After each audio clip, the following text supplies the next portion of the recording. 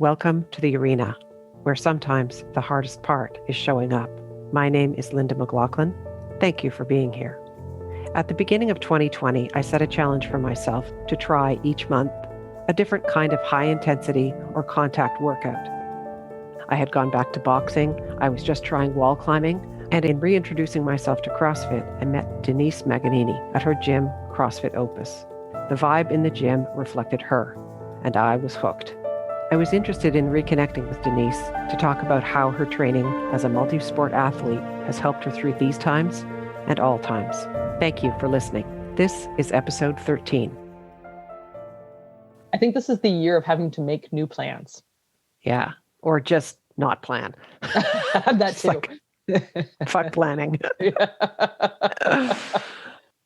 I always have a little intro for the people that I interview. And what I know of you is that you're a CrossFit athlete, entrepreneur, a heavy lifter in all sense of that word, a great believer in personal courage, an incredibly positive force for people who are wanting to create change in their life. I guess these days I'm more of a power lifter than a CrossFit athlete, because that's what I've been competing in the last few years. Still training for nationals. We don't know when they're going to happen. It'll probably look very different, but hopefully we'll get to a point where we can compete. It's hard for all athletes right now with that, because usually our goals and what keeps us motivated is that carrot, the next competition, the next meet. Everything's based on building towards that moment, and the moments just keep getting pushed out. So that's a bit challenging, but I'd say definitely I'm a power lifter these days. I spent a number of years being a CrossFit athlete, cyclist for happiness. I think that's it. I saw some video of you lifting. Was it this past weekend? What did you lift? So this one was a mock meet, very COVID friendly. There was 3 of us lifting. It was interesting lifting with the mask on. It's not like doing cardio with it on. It's almost a distraction. So you have to find a way to block that out. My squat final lift was 117.5 kilos. So that for me was a meet PR. I've been working to get back to that. Nice. That's the most I've ever squatted. And it's been a while since I've been that strong. So I've been working to get back to it. My bench, I hit 72.5 kilos. So that, again, matches my all-time best and is a meet PR. So hitting numbers in a meet versus hitting them when you're training can be very different, especially because you're maxing out on squat, then you max out on bench, and then you go max out on deadlift. There's not a lot of recovery time. Deadlift, I hit 127.5 kilo. Wow. So yeah, it was all around a really great day. Basically, when you add up those 3 totals, it was a 700-pound day for me. I'm like, yes, I broke 700. So yeah. Nice. Congratulations. Thank you. I can only imagine how hard you worked for that. Thank you. Sport has always been my freedom, my outlet, but also my expression, if that makes sense. Because the first sport I really got involved in heavily as an adult was rock climbing. And I did start competing in that. Half the time it scared the crap out of me. But it was also really empowering, because every climb you're facing a new challenge. It helped me, I think, be a lot more courageous with trying new things and seeing that there are solutions, because that's really the thing with rock climbing. You have to solve the problem. How do I get from here to here to here, right? And life is full of all of those little problems or challenges or issues, whatever it is for you, and seeing the solution, because most of the time it's not obvious, right? And sometimes that means you try and fall, and then yes, you hit it. Where did this competitive streak come from, and this athleticism? Is that a family trait? Well, definitely the athleticism, it comes from my dad. So my dad was an athlete. He was a pretty high-level hockey player. He was also a competitive sailor. So he sailed for Canada in the Worlds, raced albacores. So I grew up being introduced to a lot of sports, obviously hockey. Although when I was young, I didn't play hockey. I grew up in a small town. There were no girls' teams, but it was always street hockey. Soccer, I was introduced to gymnastics very young. I was in pre-competitive for a number of years and a lot of hours doing that. A little bit of the competitiveness definitely comes from my dad. As a family, my dad would always introduce new sports. He introduced us to downhill skiing when we were quite young, and that became a family thing. My mom was a good sport. So she doesn't herself have that athleticism, although my uncle, her older brother, football, and he's handball, competitive handball right up to his 70s. So I guess there's a bit on both sides, really. For some people, it's about the competition, right? It's that drive and it's that adrenaline that you get. But for other people, it's just a part of life. And I need to constantly be learning, constantly be bettering myself. Or is it all of the above? I think for me, it's more about personal challenges, more so than the competition itself. For a long time, especially when I was younger, I would suffer from a debilitating anxiety when it came to competition. Gymnastics competitions, I would choke so bad. I was so nervous, I would get sick, and everything that I had mastered in practice, I would just flounder. And that was something I struggled with for a long time. A lot of it had to do with being a very quiet, shy kid. I am an introvert. I've learned to be an extroverted introvert. Being in the spotlight was traumatic for me. And that was something that I actually started to use the sports as a means of trying to overcome it. So that was one of the challenges. I've always enjoyed the physical challenge. If anyone ever says, you can't do that, it's an absolute guarantee that I'm going to say, really, watch me. And I've been like that since I was a kid, and I still am. I think that's one of those things. We're capable of so much more than we initially believe. And most of the time, we're capable of more than even others can possibly believe that we're capable of. And that's where competing at CrossFit started. It was like, okay, let's try this. Let's see what I can do. It wasn't where can I place or any of that. Let's see what I can do. How far can I get? And then same thing with even just doing running around the bay. Can I do it? Okay, great. I did it. Awesome. Everybody's like, do it again. I'm like, no. There's some things I enjoy and some things I come out the other side of and go, wow, that was awesome. And other things I'm like, so glad I did it. Never again. But in that, it's all learning experience. You learn certain things about yourself, what you actually enjoy, what you're willing to suffer for. And that's one thing with athletics. There's always some suffering, especially if you start competing and going to higher levels. There is suffering. And you've got to be okay with being in that dark place where everything hurts. You think you might die, but you know it's going to end soon. And you just have to push through it. I think it's a unique thing. And not everybody's okay with that place, which is why I don't push people to compete. That has to be an individual drive. You don't need to do it. You can still do this for the fun of it. You can do this for the physical benefits, the mental benefits, but most people don't need to go there. And that's something that I've always been very conscious of because it's a tough place to be. What do you use to push yourself? Sometimes it's as simple as the wanting. I want that goal. And some days I'll want it bad enough. And some days, maybe I don't want it bad enough. Maybe that's why it just didn't work. I didn't get there. And sometimes it's fear of failure. That's a lot of what happened with starting Opus, because I left a career in microbiology to start coaching full time and then open my own CrossFit gym. It was a huge leap. So there was a big fear. There was a fear of failure. But the one thing I knew for sure was that I wasn't happy doing what I was doing anymore. I didn't enjoy the field I was in and the area of the field that I was pigeonholed in. I was spending so much time commuting. My quality of life wasn't what I thought it should be. I thought when I got into microbiology that what I did was helping people. Unfortunately, that's not the reality. When I started getting involved in CrossFit and I saw how much it not only helped me, not just physically, but mentally, it really does help develop a mental toughness. I learned that I could handle so much more than I ever thought. I could handle hardship. I could fight my way through something very uncomfortable. I started with lifting weights and getting stronger, feeling more confident in myself and my ability. And it just translated to a confidence in maybe that wisp of an idea that becomes a dream can actually be achieved and then be a future. I took a leap and I coached full time and managed a CrossFit gym for almost 3 years before I opened my own. So I didn't go into it 100% blind. I developed my skills. I learned things that I wanted to do differently, things that I felt could be better about community, how that could be done. And I could focus that in my own gym, which is why I always had much smaller classes. That was intentional.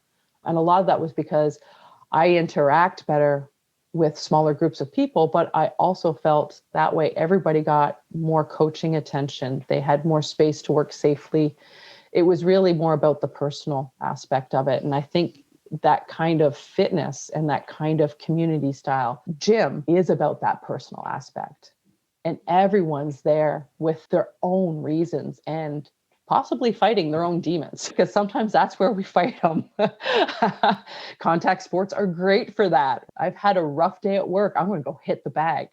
Everybody loved flipping tires. It's a bit primal, but it helps you channel some of those emotions and mental challenges that you've had through the day in a safe way. What I'd learned through years of sports and athletics was that the worst thing that was going to happen was I'd trip and fall and get back up. I had support, which was really awesome. What event in your life has had the most profound impact? That's a deep, hard one. I think it was the 2012 CrossFit Canada East Regional Competition. The 2 years prior to that, even though I'd qualified as an individual, I competed on a team. And that was so much fun. I've always loved doing the team events. So the 2012, I qualified as an individual, but it was getting harder and harder. And I'll be honest, I was 39. So the next year I would have been a master's. But I also knew that the next year, my plan was that I was going to be opening my own gym. So I think part of why it had such a profound effect is that in my mind and my heart, it was my last all-out competition before I had to give all of myself to a completely different goal. It was a huge challenge because all the other competitors out there were, I think the next closest to me was like 32, and then they were all in their early 20s. So that was a little bit daunting in and of itself. And there was a number of events in that one that I didn't know if I was going to be able to make it past the disqualification. I'd never done it before. So they were going to be first that were going to happen out on the competition floor with cameras in my face. Yeah. And that was actually the first competition that any of my family came to watch. Wow. So it was like my last hurrah in a way. And really it was just, let's see how far I can go each day. I made it through day 1. Yes. Okay. Day 2, made it through day 2. Yes. And it's like, I made it to the final event. Oh, awesome. And came out alive. And laid it out on the floor, I have to think, knowing you. Yeah. Yeah. There may have been some blood, sweat, and tears. Yeah, I would think. So yeah, it was one of those things. I was very proud of the effort I put in. I was ecstatic that my family came out. Like I said, they'd never come to any of the competitions before. And part of it just wasn't really understanding what I was doing. But clearly understood that this was really important to you. Yeah. What does living a courageous life mean to you? I think for me, it means living honestly. And sometimes that means making the right decision for me, what is in my greater good, without succumbing to peer pressure or perceived expectations from others or guilt of letting people down. That could be anything from family or a community. So I think for me, it's living honestly. And part of that is being honest with myself, and that if I want to try something, it's okay to fail at it. Just go try it. Maybe you'll hate it. That's okay. You don't have to do it again. Maybe you'll love it. I was actually pretty scared about getting on my road bike when I first got it. And it took me 3 years to clip in. So sometimes it's a prolonged transition. And I didn't let anyone push me into clipping in. That was a big thing for me. It was, I'll do it when I'm ready. Right now I'm enjoying it. I want to keep enjoying it. It was also one of the reasons that I transitioned out of rock climbing, because being honest with myself, I spent as much time being scared. There was the positive adrenaline, but also a negative adrenaline. I enjoy the climbing indoors or very easy outdoor, But even outdoors, it would get to a point that there was just a fear factor there that was really hard for me to overcome and put on the brave face and fight through it. But what was happening inside was so unsettling that I had to be honest with myself. And that was, I don't enjoy this as much as I thought I did. And a lot of that was community related. I enjoyed the community. I think that's an interesting distinction between pushing yourself to try, being able to acknowledge, I've tried, I've developed a skill, I've applied myself, I've pushed myself beyond where I thought my limit was. And then on the other side, having that honesty, as you've said, to acknowledge I'm okay with where I got to, and now I can walk away from this because it's not serving me anymore. I think that's a valuable insight with that lens. How do you continue to grow? I'll probably take my sports to different levels with it because I'll try new things. I'm looking forward to getting out the other side of COVID because I would like to try riding on the track. And they can't do any learn to ride on the track or any of that stuff right now. I'd like to try it. I would love to see what it would feel like to ride that track. And to be honest, I'd like to see how fast I could go. How fast could I go?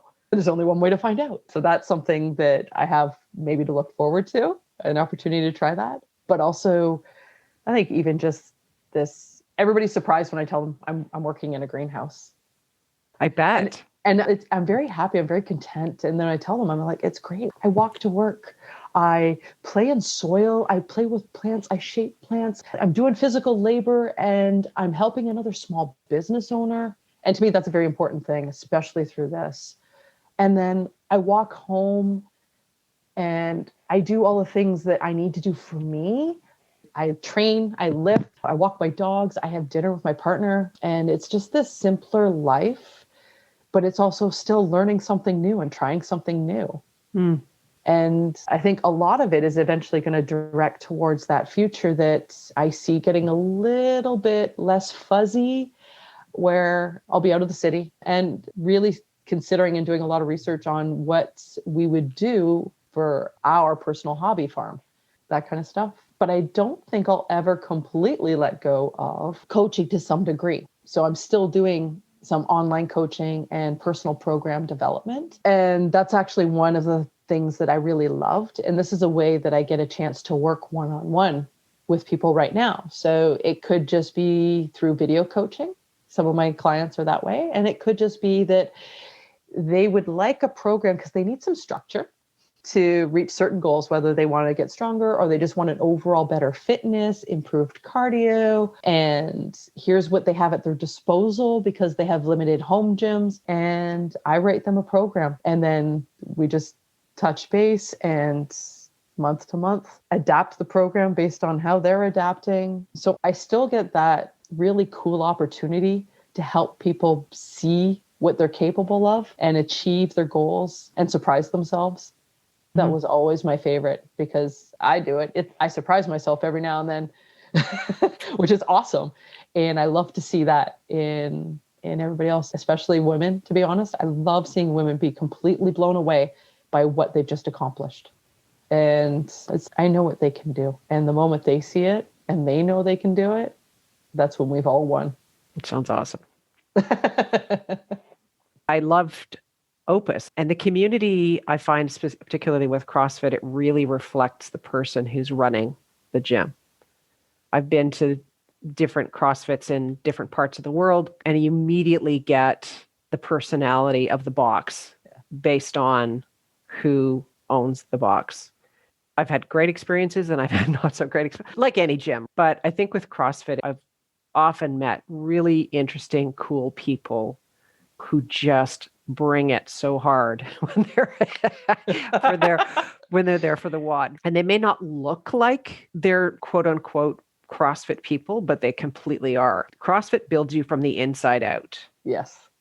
So I just want to say that you definitely created an environment where people could come and be themselves and enjoy themselves, enjoy the pain, and try. You gotta have some fun while you're doing that. Yeah. what was so devastating on so many levels was watching COVID take away what you had worked on so hard. So I wouldn't have been surprised had you said, when I asked the question, what's something that's had the most profound impact on you, is the loss of your gym because of COVID. And you're shaking your head. No, but it's funny because it's the highs and the wins that have a greater impact. Because if I focus on Opus, there is still that I did it. How it came to end, it's so much out of my control. I still think of the positive part of that. I did it. There were some amazing coaches that I was privileged to have. And oh my gosh, I got to meet so many cool people.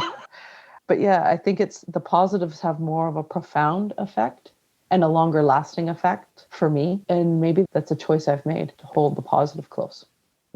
Again, this is all about looking in the rearview mirror of what happened, because none of us knew what was going to happen, how long this was going to go on. Though by the time the summer came, it was like, okay, this is bad.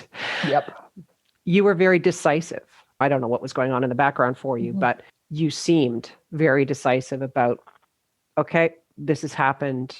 Let's make this decision now. Yeah. I applaud people who are trying so hard to make things work, but you made a very different decision and decided to go in a different direction, which was to say, it's been great. We're going to go online, but the gym is going to close. Yeah. It was definitely the hardest decision I've ever had to make. In the end, I was decisive. There was 2 months of, I was a wreck. There's the whole lot of weighing, how much can I bleed before it's too much? Because there are so many other things. If there were 3 things that would have been different, I would have probably fought it out and been still limping along like some of the others. One of the factors was that I'm only a couple of years off of 50. That's an awesome thing, but I have to also be realistic that if I bleed out too much and I lose everything, it's really hard to build from scratch when you're 50. Part of this is what's in my greater good. So there was a lot of weighing out logic. Everybody has risk thresholds, and some of it has to do with what point you're at in your life. Like if I was 30, sure, I got lots of time to dig out of that hole. But it's one of those things, like I could foresee it becoming such a financial burden, which is unfortunate. And that's not what I wanted it to be. Being stressed out and so worried about the financial burden would take away from me being the best coach I could be. Yeah. Yeah. So it's like I wasn't willing to sacrifice that, because that's the part that I'm supposed to be giving. So I had to salvage that so that I could still give it, which I am. It's just in a different context.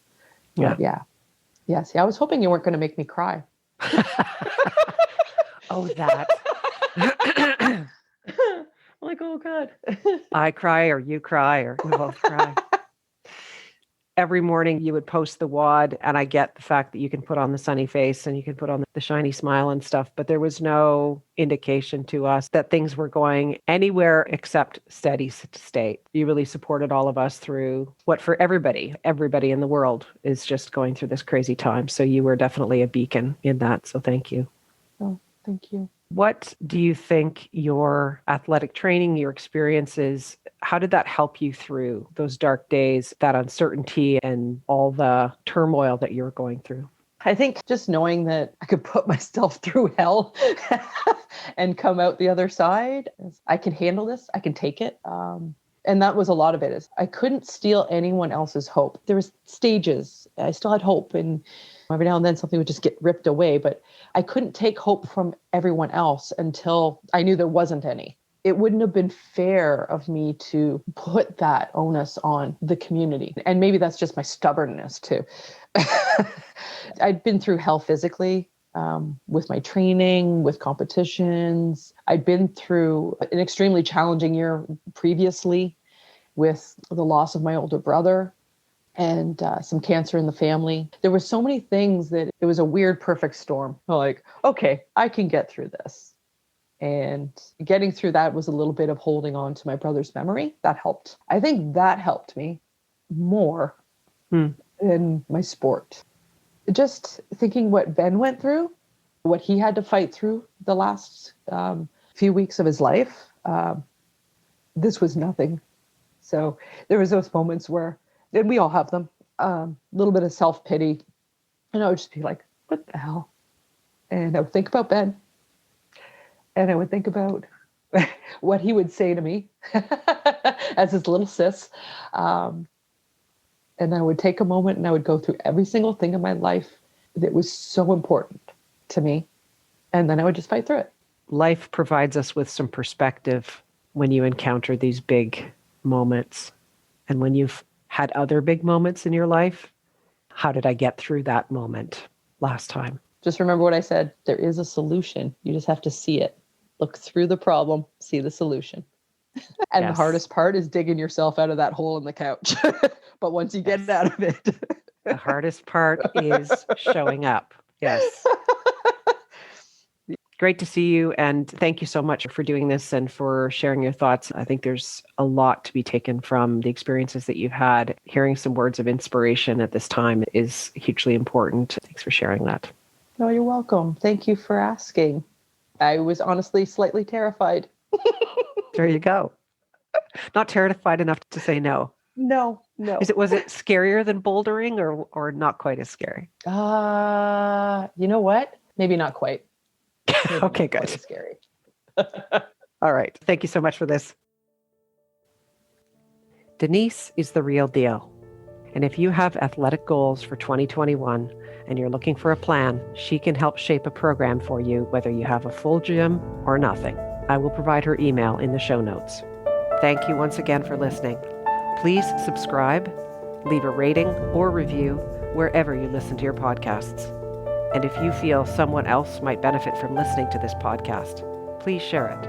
I look forward to sharing my next guest story of being an ICU and palliative care doctor in Ottawa. He also hosts a podcast called Solving Healthcare, where he's spreading the word about improving the healthcare system and our approach to healthcare in Canada. I can't wait to share this interview with you. His positivity is infectious. Until next time, my name is Linda McLaughlin in The Arena.